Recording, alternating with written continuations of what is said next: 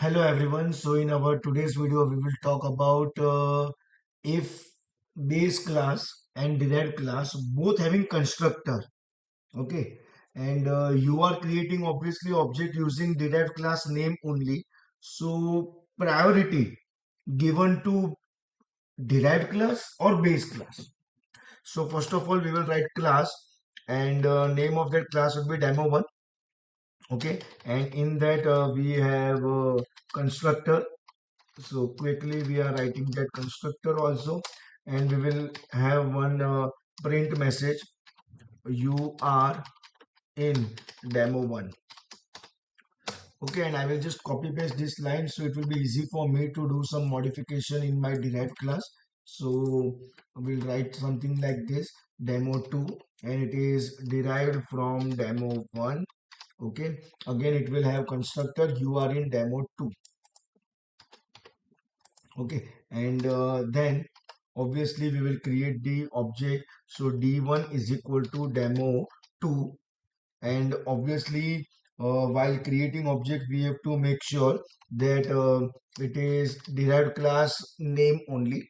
So now quickly control S and F5. Okay, you are in demo 2. It means here the priorities are clear, that if you have a constructor and if you are creating object using derived class, it will first check for the constructor in derived class only.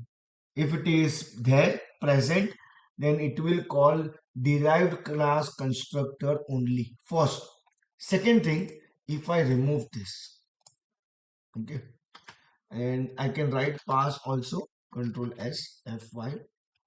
See, in this, in demo 2, pass indicates we have created class demo 2, but right now we don't want to write anything. We will write later on, so we can use pass as a keyword.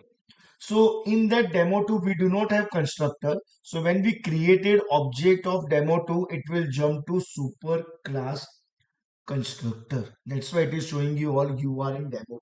And now the third case, that both are having constructor and we want to execute both the constructor by writing only one line actually, that is this one only. So what modification you all have to do is you have to use super class or super keyword. So how it is possible using super? So super is also a function. So what exactly you have to write is super function bracket dot underscore underscore init underscore function. Now control S.